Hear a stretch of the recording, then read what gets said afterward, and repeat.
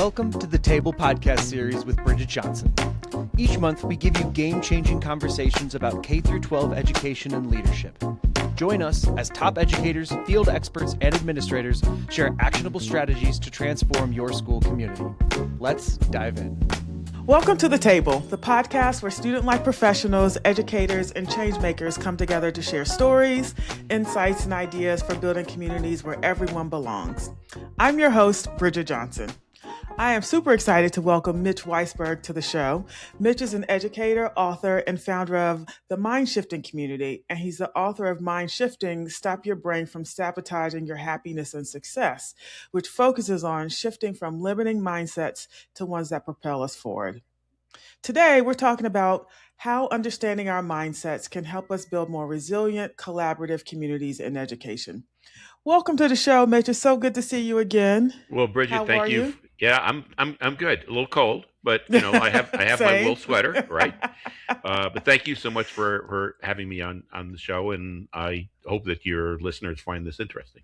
I think they will. It's been so, I enjoyed being on your podcast. I think you call it a live webinar. And so I appreciate you returning the favor. So it's great to have you.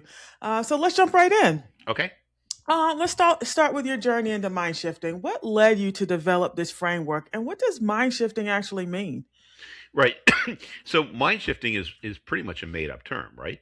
Okay. So it was like around 2015, 2016, and I was working in education technology, and it's like I got into education technology because I felt technology was going to allow education to really give all kids a chance at living great lives. Sure. And now, it's 2016. I'd been in education technology for about 15 years, and I'm looking around, and it's like, we're not preparing kids to be adults. They're not prepared for college, or they're not prepared for work, or they're not prepared for family. They're not prepared to be citizens. It's like, what would? And so, usually I work best when I have a deadline.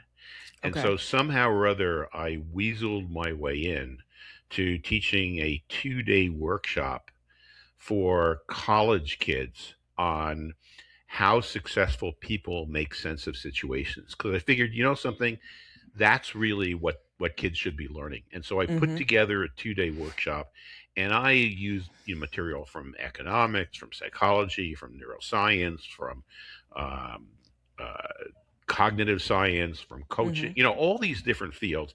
And I came up with really 3 pillars about how successful people work. One is they know how to trick their brains into being resourceful, because our brains very often limit us. Second, when they start, go into situations understanding that the first thing that they do probably isn't going to work. And so they don't regard negative results as failure. They regard any results as feedback that allows them to move forward. So the second pillar is, how do you be resilient? And third, they know how to work with other people, because whatever we do, if we want to make it big, we're going to be working with other people. And Absolutely. Yeah.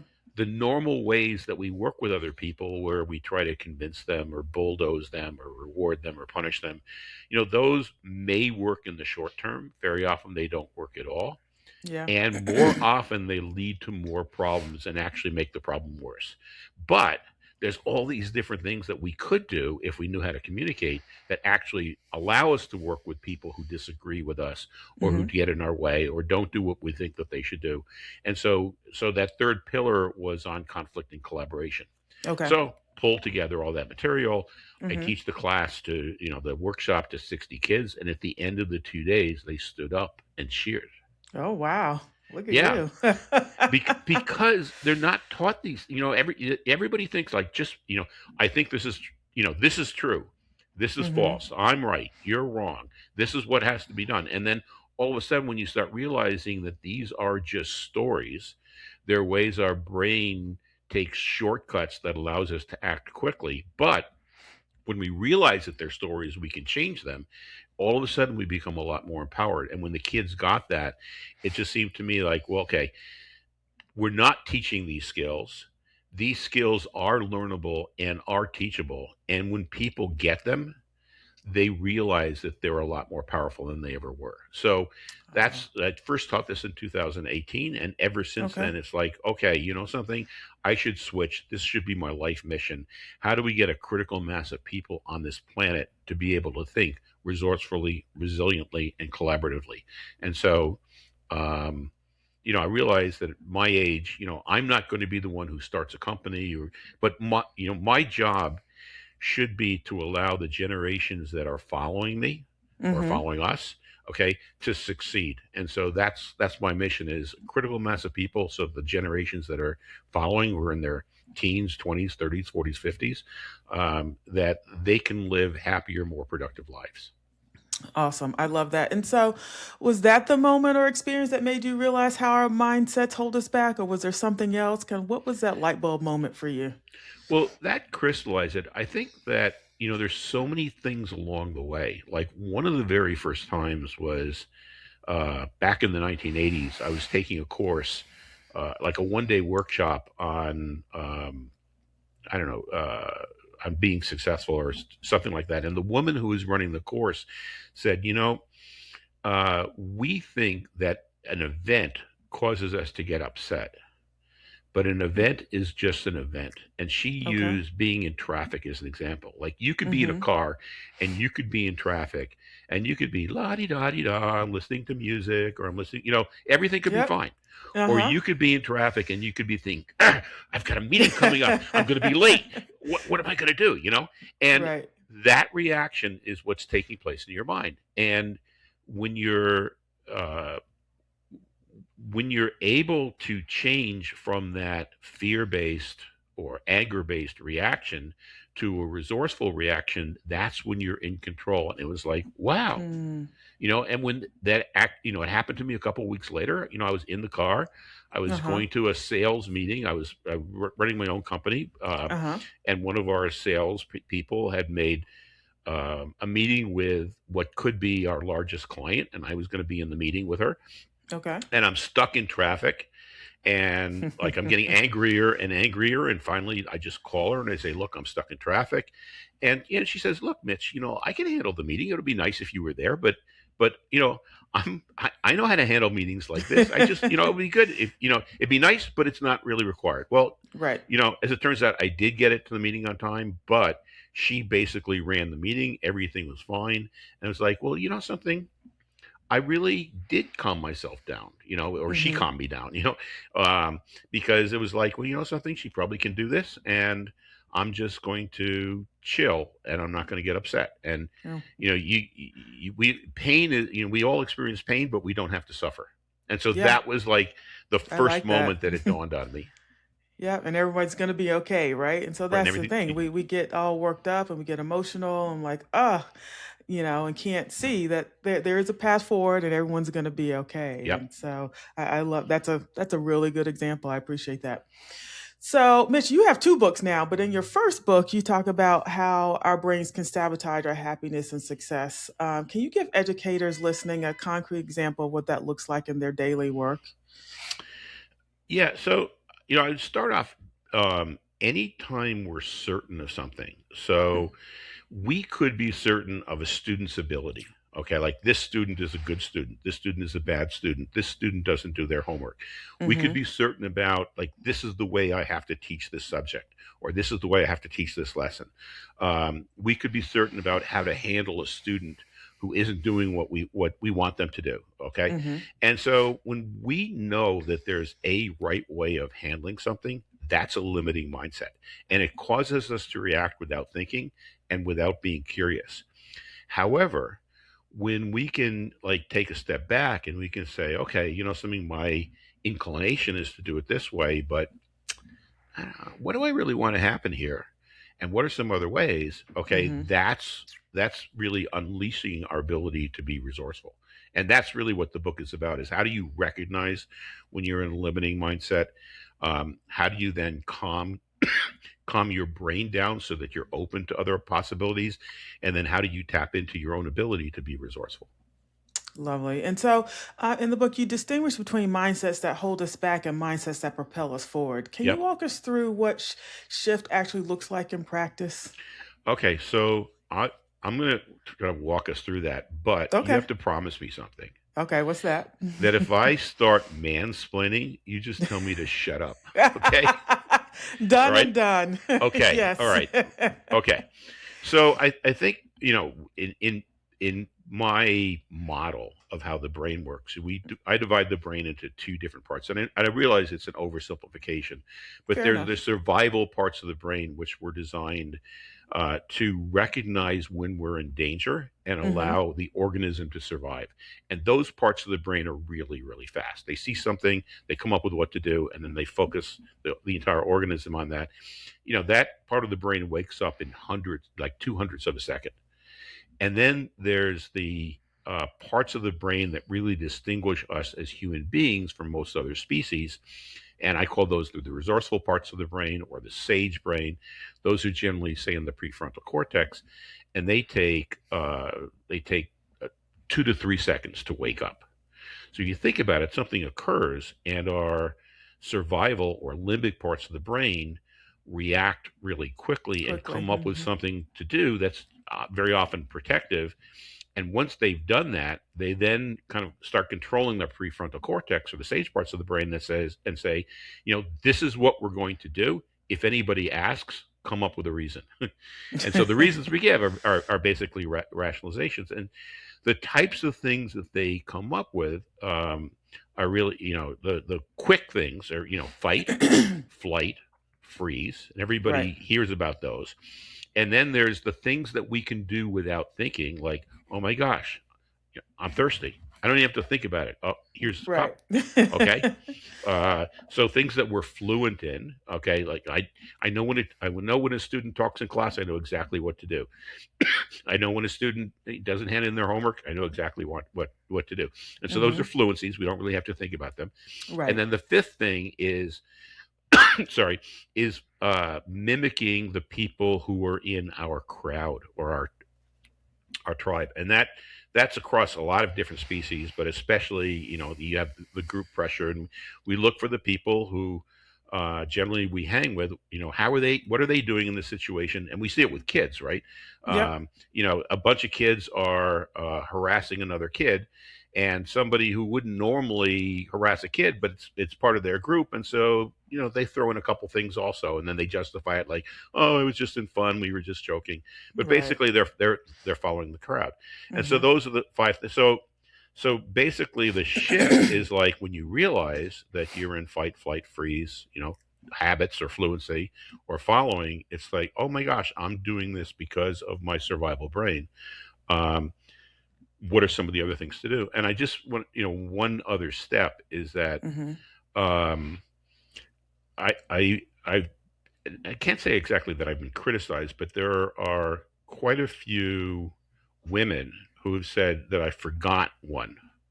And so there Okay. might be a sixth, which is fawn, which is, to Oh, overly try to please the other interesting. person. Okay. Huh. And Okay. so, I'm trying to like figure out, are there six, or is that one of the fluencies? But on the other hand, fight, flight, freeze could be fluencies also. So I'm not sure yet whether I'm going to change so that there are six things. But fawn would be another type of immediate reaction, like, oh, this person is exhibiting their authority. They're telling me what to do. My best reaction is to let them know that they're great and I'm going to follow them. You know, Interesting. yeah, I was trying to rack my brain. Like, what could the six be? And then you said fawn. I was like, oh, interesting. right, isn't it? Okay. Yeah, yeah, I wasn't ready for that. Okay. So, educators face a lot of obstacles: budget cuts, challenging behaviors, systemic issues, burnout, all the things that are happening, currently in society now. And so, how does yeah, mind shifting help when you're dealing with problems that feel completely outside of your control? yeah. So, when things feel out of control, when we feel that everything's out of control, Mm-hmm. basically that's our survival. That's a sage reaction. We're certain that we have no power. Okay. Mm-hmm. Now, I will say it's simplistic to just assume that we can make an attitude change and the problems are going to go away. They're not. Okay. No. There are the budgets, there are the classroom size, there is the paperwork that has to be done. There are the behavioral problems. There, the learning issues that we all have to deal with. Um, but there's a statement that I really think is true, and it's, Mm-hmm. at all times and under all circumstances, we have the power to transform the quality of our lives. Mm. Okay. Okay. And, kind of, if you follow that we can transform the quality of our lives, we can take a step back and we can maybe align what we're doing to what we really want. Maybe we take a step back and we, uh, you know, maybe through meditation, maybe through going for a walk, maybe something we can we can come back and say, well, okay, something, there's all these different things. Given my values, what is it that I want to do? Because it could be that we decide, like, okay, with all those other things, I really, really enjoy being with the kids, Yeah. and it makes it worthwhile. Or it could be like, all these other things, they're just too much. I really don't want to deal with them. And so Mm-hmm. we find that people, let's say, who go through the classes that I teach, they become much better at thinking through. Okay, these are the issues. Here's how they were affecting me. What do I really, really want to do? Now they may decide I'm going to stay in education. They may decide I'm going to adjust the way that I do things based on the new reality, or they may decide to leave education entirely and go into something else. But that Mm-hmm. decision is coming from a place of their power rather than merely reacting. And it's Got when it. you're making decisions that are based on your power, that's when you feel more comfortable.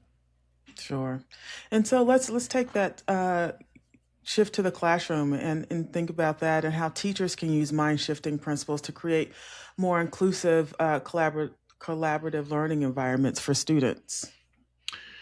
So so I think probably the easiest way is to only accept inclusive collaborative students in your classes. And if you do that, you don't have any problems, right? Right. Sure. Okay. Yeah. Let's just do that. Yep. Okay. All right. Now, Done and done. right now, in the small possibility that that's not going to work out that way, okay. I think that the best thing that we can do is to teach students the vocabulary about being resourceful. Teach them about what it's like being in survival or limbic mind. Teach Mm, them to recognize big emotions. If for younger kids, you'd call big emotions. yeah. um, Teach them the techniques around how to calm those emotions down. Teach them what it's like to be resourceful, or the phrasing to be collaborative. And if we can take the time to teach the kids that, then they become a lot easier to co-regulate, and they go on a path to eventually be able to self-regulate. So that would be number one. And then, Okay. just in the conflict and collaboration book, which is the second book, okay, we talk about, like, really three different things that can help you. There's strength-based feedback, motivational interviewing, and nonviolent communication, and how all three of those could be used together.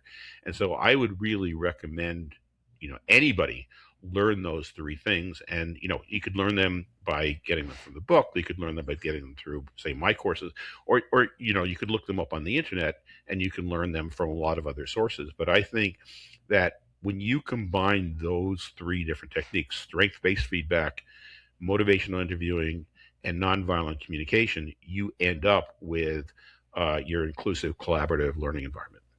Yes, and so that's a great segue into my next question and talking about collaboration. So your goal is to grow a critical mass of people who are resilient, resourceful, and collaborative. But I think I know the answer to this question. But why is collaboration such a key part of that vision, especially in educational settings? Well, we only accomplish big things when we're doing them with other people, Yeah. and and right. Yep. And as people, Absolutely. we're social beings. We enjoy being with other people, and we accomplish more than when we're with other people. So, that allows us to do a lot more. But whenever we're with other people, there's going to be disagreements and there's going to be conflicts. And the most common ways we try to deal with those disagreements or those conflicts or those obstacles just don't work. Okay. But when you're prepared with a wide variety of conflict resolution strategies and tools that you can use, you're much more likely to be able to achieve results. so and collaborate with others. And really, that's the crux of the book and the course. So that's really the crux of it. Yeah. So, what mindset's getting in the way of true collaboration, even when everyone says they really want to work together? So I thought you might be asking that question, and so I pulled from the book. I have 14. Oh, Um, gosh. Okay. right. Okay. Okay. So here are some of the here are 14 different mindsets. Okay. When you're thinking, I know what they should do. They think they know what I should be doing. I just want them to leave me alone. That's the first. When we're saying those things to ourselves, that's a sign that we're not collaborative. Okay, that we're limited. They're challenging me, my authority, or my adulthood. Mm. They don't know what's really going on. They don't listen to me. They have no right to tell me what to do. It's their fault. They're wrong. I just have to be quiet and then I can do what I want anyhow. Right? They're going to punish me anyhow. They just don't like me. Bad things always happen to me. Or number 14, I shouldn't say anything or do anything because that's just going to make the situation worse. Wow.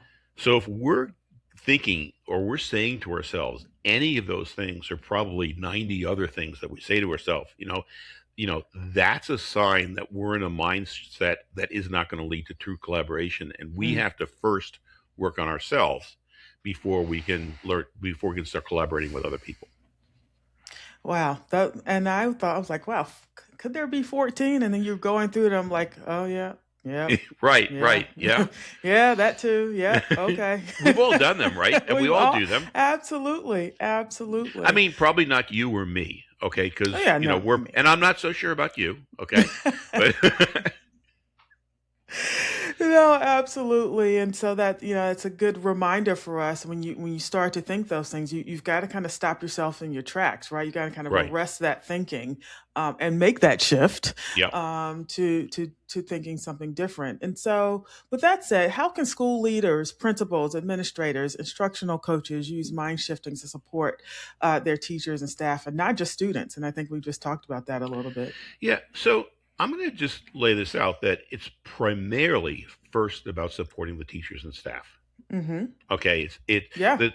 If the teachers and staff are feeling confident and curious and supported, then that's going to flow through to the students as well. So the number one thing is to support the students and staff. And I would say, you could lead book study groups. You could use learning circles around mind shifting techniques. Like, I've mentioned strength-based feedback, motivational interviewing, nonviolent communication, leading discussions with the people in your organization about those three things, or the limbic mind, or the resourceful mind.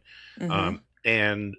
So I have guides on that. So if people want to reach out to me, on my website, mindshiftingwithmitch.com, there's a way to contact me. I can send them guides about how to lead those things, but Okay. they could probably look them up on the internet as well. But, getting the discussion going and awareness, that's the first step. Yeah, and so oftentimes, in schools, we talk so much about helping the students be their best selves and educating and guiding them. And we don't talk enough about how we support the adults because, Right. like they're just, I guess they already have it. I'm not really sure, but we Yeah. know that that's not the case.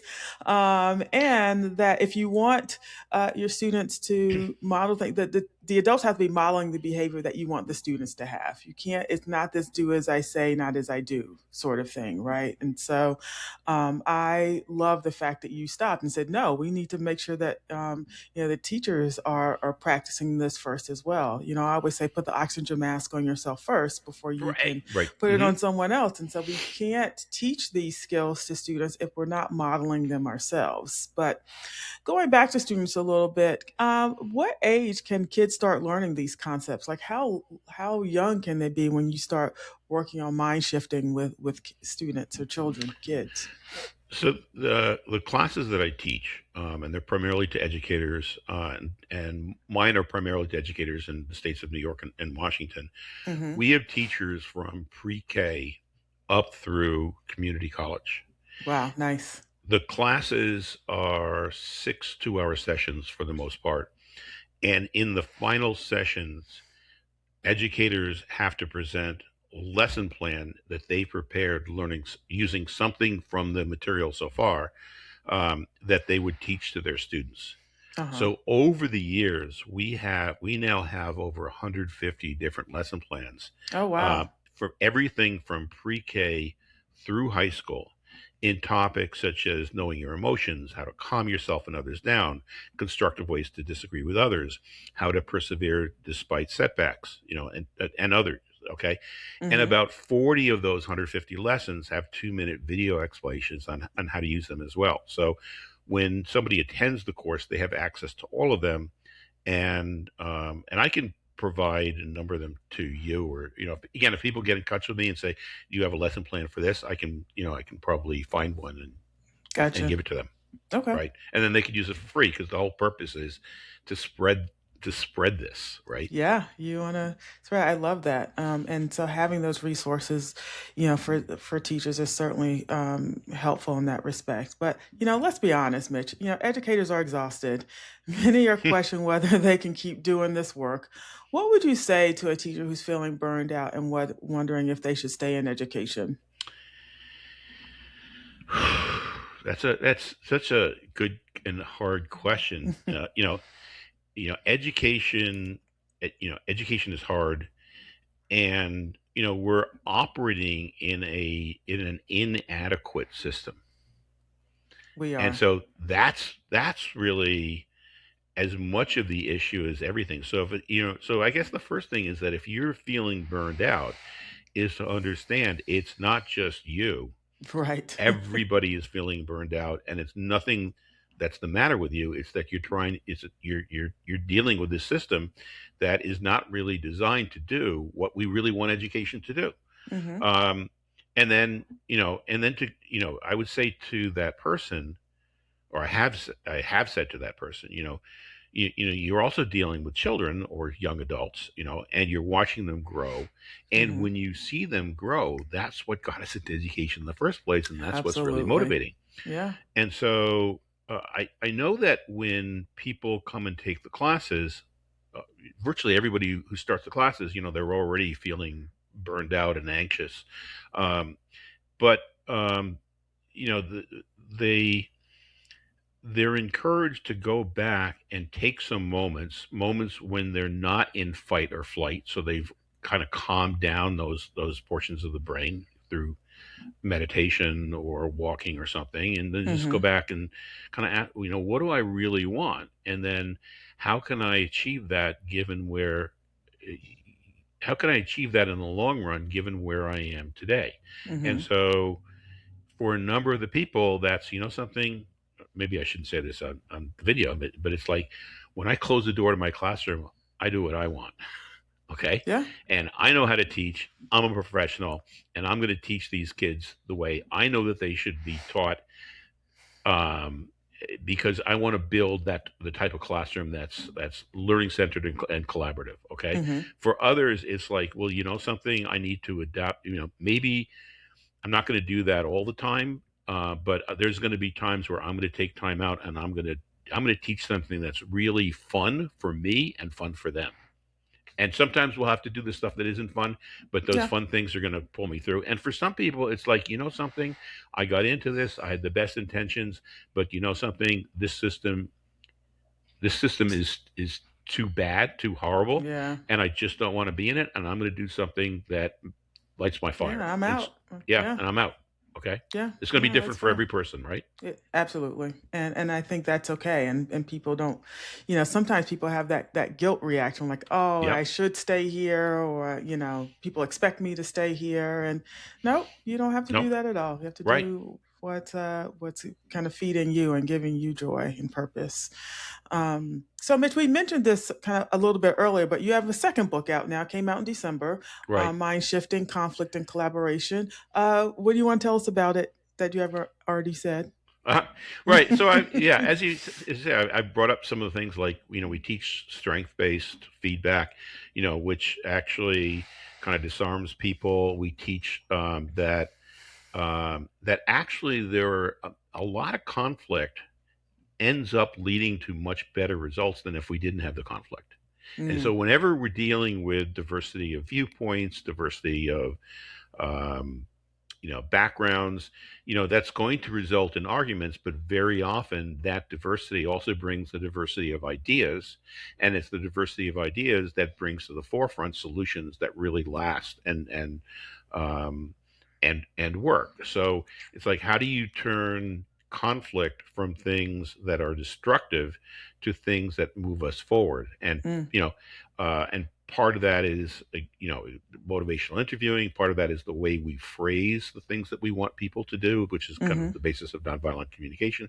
Part of that is to understand that there are different styles of conflict resolution, that sometimes, yeah, we do have to say, this is the way, what we have to do. And uh I know you object to it, but this is what we have to do. There are Yeah, times where we need to accommodate.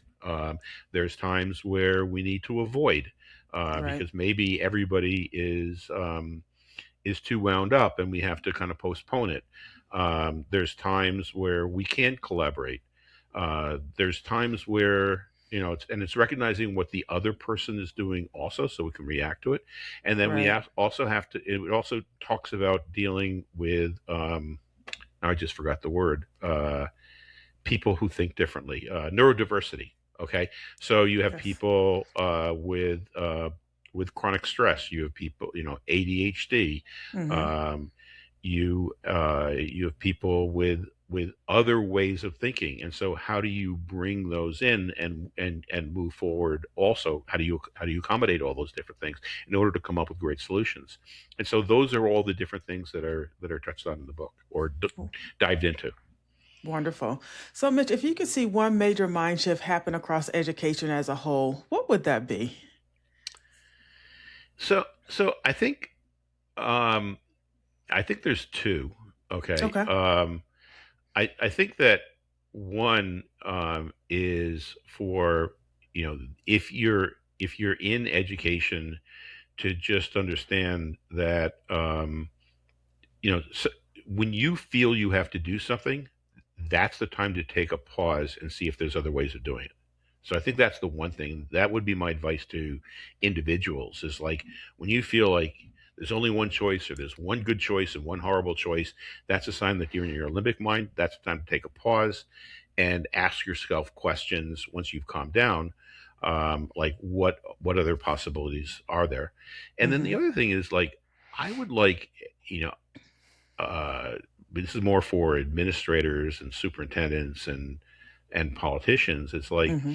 let's go back and set what is the goal of education, and then let's align what we do to that goal. And to me, the goal of education is to take kids and have them grow up to be happy, productive adults.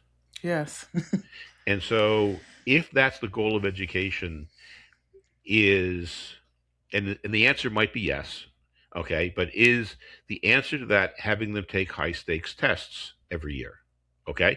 Now, if it's yes, it's like, okay, so show me how that fits into the goal. But very often we narrow our goals and say, no, our goal of seventh grade English is to teach so and so, so we want to assess so and so. Well, no, we teach seventh grade English because we've determined that understanding how to read better and write better is something that's going to make them better adults.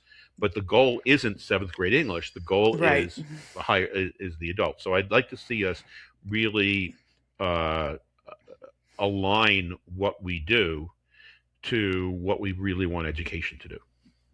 And so, do you think that we how do we get there? Because I think back in the olden days, it felt like it was more that way. And I say that facetiously because I'm like, nah, I think I went to school in the olden days, but that's another conversation No, I went to for school in the another old, right? time. Fair enough. But when did this shift happen? That it was all about the grades and the test and the um, and the thing, and not developing human beings. And is there something that needs to shift in higher education to kind of swing the pendulum back the other direction? Or like, what do you think needs to happen? Because I don't know if is it top down or bottom up that we need to kind of really kind of affect change here. That's a heavy question. I know. So I'm just one person. So, Fair enough. I don't know, so yeah, I have an opinion, but I don't think anybody should just take my opinion and say, this Fair is the enough. answer. Okay. I think that we've gotten where we are through something that I would call an acculturation shift. Okay. We do one thing and then we get used to that, and then we take the next step, and we get used to that, and then we look back and like, and we're how'd we get 30, here? yeah, we're 30 steps in the wrong direction. Yeah. Okay, so we get to the point where we talk about like, oh, let's bring education back to the purpose of education, and a superintendent says, well, something that's exactly what I want to do, and as soon as I get test scores back up, it's like, are you listening to yourself? Like, you're not going to get test scores back up, and test scores sucked before COVID. So don't tell me, like before COVID, everybody was complaining that test scores don't even measure what we want kids to know. So like you're 4 steps removed. So because of all this acculturation, and like I think we all need to step back. Now, having said that, there's a body of thought, like, how do you change a whole system? And and certainly one way to change a system is to first completely break it. Okay. Now, the problem with completely breaking it is that's going to cause a lot of harm to a lot of people. Okay. Right. Because when you're breaking a system, things get a lot worse before they start getting better. And so there's all of us who are trying to figure out, well, how can we make a change to the system before it gets so broken that people are really suffering, that we make it even worse before we can make it better. And I think you have to do that in small pockets. So I would say, when a teacher does something in their class, okay, and then they enlist other teachers to do the same thing. And then those teachers become a critical mass in the school, and then the school does the same thing. When a principal who has done things when they were a teacher, or have seen things that have worked in the teacher, when that principal comes into a school, and in the book, there's a great example of a school in Portugal where this happened, where a principal goes into an urban, poor, underperforming school, and really wants to remake it. And what she did is she found 6 or 7 teachers who she felt really embraced the way kids should learn. And so she gave those 6 or 7 teachers more resources than she gave the other teachers. And she formed a cohort, and they met every week, and they had extra support. And then the next year they expanded to 12 teachers, and then the next year they expanded to 15 teachers. And now 4 years later, something like 80-something% of the teachers are transformed. And she was in a position where she couldn't fire teachers, she couldn't punish teachers, right? And so she had this idea, like, I'm going to find a core of teachers, and we're going to expand from there, and everybody's going to want to join in. And the parents are going to demand it for their kids, because they're going to say, hey, how come my child got stuck with Mrs. Smith when this kid got Mrs. Jones, and they're playing all day, and they're really learning, and my kid is just taking tests, and they're miserable. So you build these islands or isles of coherence, and you expand from there, and so that's my hope, is that it begins with 1 or 2 people, and they expand it to a smaller group, and then they can expand it to a bigger group, and then that gets one organization, and that gets then to a district or a whole university, and expands from there before things get so broken. Yeah, like concentric circles. Yep. So as we, close today, like what's one thing you want listeners to take away from our conversation today?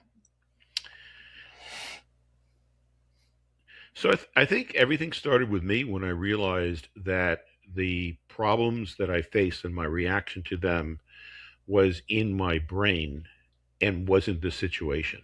Mm, So I think that if people can come to that realization, then they can say, well, if it's in my brain and I want to feel better about things and I want to do things better, what are some things that I can start doing? But it's that it all starts with the realization. So that would be the thing I would say is realizing that when you're down and frustrated and angry, that's something that's taking place in your brain and you can control that. You may got it. not be able to control that right now because you don't have the tools, but if you're determined to learn how to control that, you can. Awesome. So I think that's a great place for us to end. But I do want to give you an opportunity to tell people where they can find you and kind of what you're up to and how you're helping schools and organizations. Okay, well, thanks. So I physically am just outside of New York City. My website is mindshiftingwithmitch.com. And from the website, I also have a newsletter. So about using mind shifting either in education or in real life, and it's free. You can subscribe to the newsletter. I'm teaching I have the two books. First book is based on the first course. The second book that was written, I'm calling volume 3 because it was based on the third course. Because conflict is where when I teach the conflict course, that's where I see people say, "Oh my gosh, this is what we need right now," because there's so much conflict, there's so much divisiveness. Yeah. So that was the second book. So the courses right now, I have in New York a BOCES that sponsors the courses, and so I can offer the courses free in New York. People in New York can sign up through Frontline. I have the equivalent of a BOCES. They're called ESDs in the state of Washington. That also allows educators to take the course for free. Wonderful. I would like to get into more states. So Okay. if you can bring me into the state, we can come up with a way of making those courses available for educators in that state free. So I would love people to get in touch with me if they can help bring me into other states. All right, folks, you heard it here first. Get them into your states. Mitch, thank you so much for joining us today. This has been such a valuable conversation about the power of mind shifting in our work and in our lives in general. And so for our listeners, again, you can find Mitch's book, Mind Shifting, Stop Your Brain from Sabotaging Your Happiness and Success, and his second book, Mind Shifting, Conflict and Collaboration, his weekly newsletters, mind shifting courses, and all of those things will be in our show notes. And so I highly recommend checking out his work. It's really transformative. And I had the opportunity to take at least the free portion of his course. What'd you call that? It's just like It's like an intro, right? Intro. It was really fascinating. I enjoyed it. And so I encourage everyone to just take a look, dip your toe in and see what's happening there. And so absolutely. And so folks, if you enjoyed this episode, please subscribe to The Table on your favorite podcast platform and share it with a colleague who might benefit from this conversation. We release new episodes every week. So make sure you're subscribed and don't miss out. You can connect with us on social media. We're now on LinkedIn, Instagram, and Facebook, as well as TikTok. So search for The Table Podcast, but also search for the Dean's Roundtable because we are there as well to join the conversation. We'd love to hear your thoughts on today's episode and what topics you'd like us to explore next. Thanks for pulling up a chair at the table today. Hope this conversation gave you something to think about or maybe even something to try out in your own community. And as always, take care of yourselves, take care of each other, and we'll see you next time at the table. Have a good one. Thank you. Thank you for joining us for this episode of the Table Podcast Series.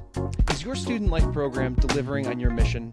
Our new K-12 student life assessment moves you beyond anecdotes to evidence-based decisions.